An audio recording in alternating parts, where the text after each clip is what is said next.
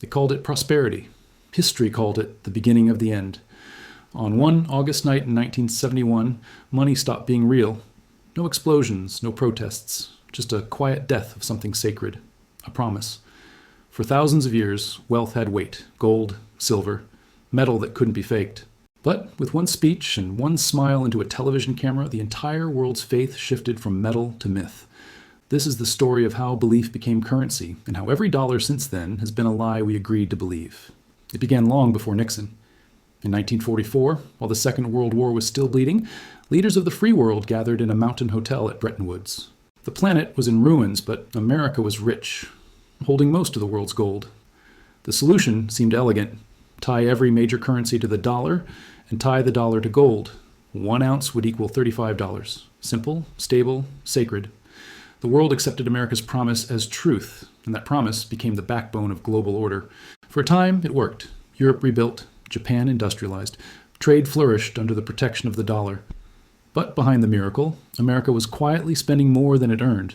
On wars, on aid, on dominance, the printing press became the real engine of empire. Foreign banks began to notice. They held more dollars than America had gold to redeem. And in 1965, France called the bluff. President Charles de Gaulle demanded gold, not paper, and sent warships to collect it. One by one, other nations followed. Gold drained from Fort Knox, and the illusion began to fracture. By 1968, America was drowning in war debt and domestic unrest. The math no longer worked. If every nation demanded its gold, the entire system would implode. Because prosperity was no longer backed by metal, it was backed by faith. And faith, unlike gold, can vanish overnight. Then came August 15th, 1971, a Sunday evening. Families gathered around television screens. President Richard Nixon appeared calm as he told the nation he was temporarily suspending the dollar OS link to gold, a temporary measure that would never be undone. He said it was to protect the dollar from speculators, to defend the American worker. But what he really did was sever the last link between paper and truth. From that night onward, money was backed not by gold, not by reality, but by belief alone. The next morning, the world moved on. People went to work. Markets opened. The dollar still looked the same, but the meaning had changed. The symbol remained. The soul was gone. What had once been a promise became an idea. Wealth became faith. And the weight of gold was replaced by the weight of trust. The day money died, a new kind of empire was born. One built not on substance, but on confidence. And once belief replaced truth, the age of debt began. The announcement passed like a whisper through history. No crash, no panic, just silence. The gold window was closed, and yet the world pretended nothing had changed. But everything had. For the first time, every major currency on earth floated without anchor. Value became a story nations told each other. Confidence became the new collateral. And in this new reality, the dollar survived not because it was backed by gold, but because it was backed by power. The richest nation in the world had just defaulted, quietly, elegantly, and convinced the planet to keep believing anyway. What followed was not chaos, but adaptation. Governments, freed from the burden of gold, discovered the intoxicating power of creation. Money could now be printed without limit. Economies could expand without restraint. Debt, once a danger, became a tool. Politicians learned that they could buy time, buy growth, even buy loyalty, with promises that cost nothing but ink. Banks, no longer chained to reserves, became factories of credit. Every loan created new money. Every signature, every swipe, every government deficit became another ghost in the system. Wealth was no longer mined or earned. It was imagined. The 1970s became an era of illusion. Inflation rose, savings eroded, and prices spiraled, but few understood why. The link between value and effort had been broken. A man's labor no longer defined his wealth. Access to credit did. And as wages stagnated, debt filled the void. Nations borrowed to survive. Families borrowed to live. The economy grew not because people produced more, but because they owed more.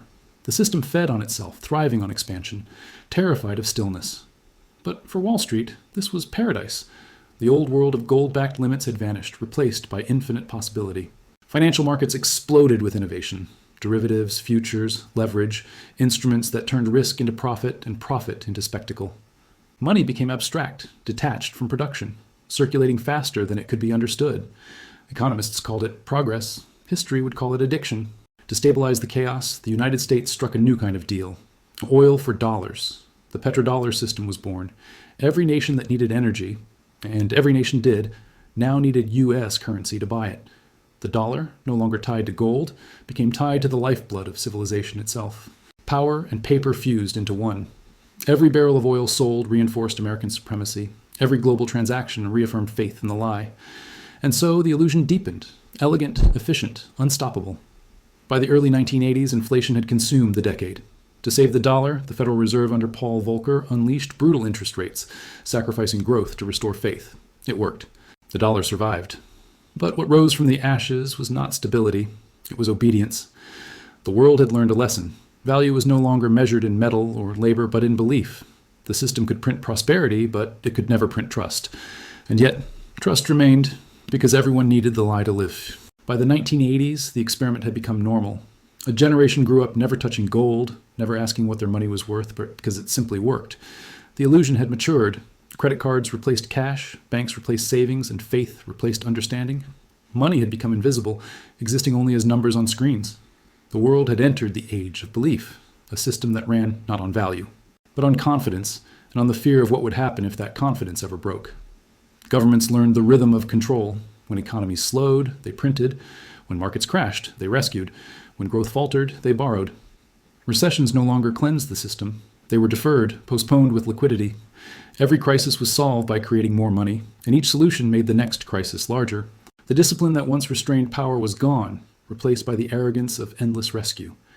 Central banks became gods, unelected, untouchable, speaking in riddles the public could not question. Their new theology was simple. If the world believed, the world survived. Wall Street became the temple. In its towers, speculation replaced production. The real economy, the factories, the farms, the people, became background noise to the roar of financial markets. Derivatives multiplied faster than goods could be made. Billion-dollar bets decided the fate of nations. The rich discovered they could make fortunes from volatility itself, while the poor learned that stability had a price. The wealth gap stretched wider with every cycle, but the illusion held because the numbers on the screen still rose. By the 1990s, the system felt immortal. Technology accelerated everything. Digital money moved faster than thought, and global trade exploded. Politicians celebrated a new world order, convinced that recessions were obsolete.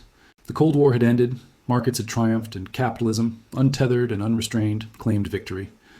But behind the triumph, debt was metastasizing. Households borrowed to keep up. Corporations borrowed to inflate stock prices. Governments borrowed to buy peace. Growth was no longer creation. It was consumption of the future. The early 2000s were the illusion perfected. Cheap credit fueled homes, cars, empires. The world lived above its means and called it prosperity. Every bubble was followed by a bailout. Every failure was forgiven with liquidity. The machine could not stop because stillness meant death.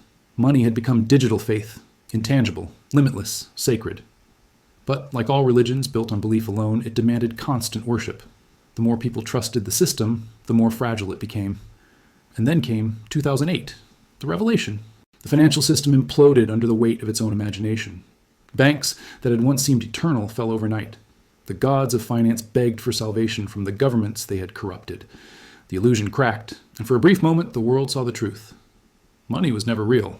It was leverage built on leverage, belief stacked on belief. Yet even that collapse was temporary. The same system that caused the fall resurrected itself with trillions of printed dollars. The age of belief had become the age of rescue. The lie had grown too big to fail. The crash of 2008 should have been the ending, but it became the beginning of something darker. When the system fell, the world didn't rebuild it. It reprogrammed it. Governments printed trillions out of nothing, flooding markets with digital lifeboats. Central banks became the architects of reality, deciding who would drown and who would rise. The lesson was clear. Money could be infinite, as long as belief stayed intact. And so the lie evolved. The next decade was an illusion of recovery. Markets soared higher than ever. Corporations grew richer. Nations sank deeper into debt, and the middle class quietly disappeared. Prosperity became perception, an algorithmic mirage glowing on stock tickers while wages stagnated and inequality devoured trust. Money had lost its shape. It no longer flowed like water. It floated like vapor. The rich controlled the mist. Everyone else breathed it. Technology finished what Nixon started. Cash faded, credit turned digital, digital turned invisible. Every transaction, every click, every purchase became data, and data became gold. The new bankers weren't men in suits. They were machines, trading at the speed of light, creating profit without purpose. The old gods of finance had merged with the new gods of code. Algorithms didn't believe or doubt. They simply consumed. And humanity, addicted to convenience, handed over its final freedom, privacy, in exchange for the illusion of control. Debt was now the bloodstream of civilization. Nations borrowed to survive recessions. People borrowed to survive life. And no one asked where the money came from because no one wanted to know. The system had become a perfect circle. Belief created money. Money created debt, and debt demanded more belief. The wheel turned endlessly, faster each year, spinning toward a destination no one could see. Economists called it growth. Philosophers would call it surrender. Then came the era of crisis upon crisis. Pandemics, wars, inflation. Each time the world shook, governments reached for the same solution. Print more, promise more, believe more. And each time, the illusion grew thinner. For the first time since 1971, people began to feel the weight of faith collapsing. Prices rose, currencies weakened, and something ancient stirred: doubt. Quiet, dangerous, contagious. Because once doubt spreads, belief becomes brittle. And when belief dies, money follows. Now we stand in a strange twilight. Between worlds, between truths. Digital currencies rise as governments lose control.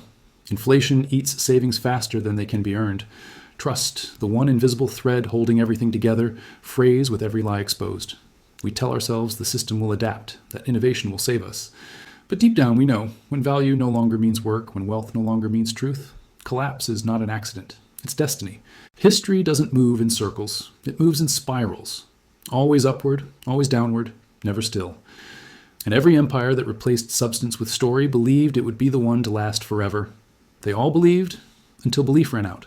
So tell me, after half a century of living on faith alone, when the next collapse comes, will you still believe in the dollar?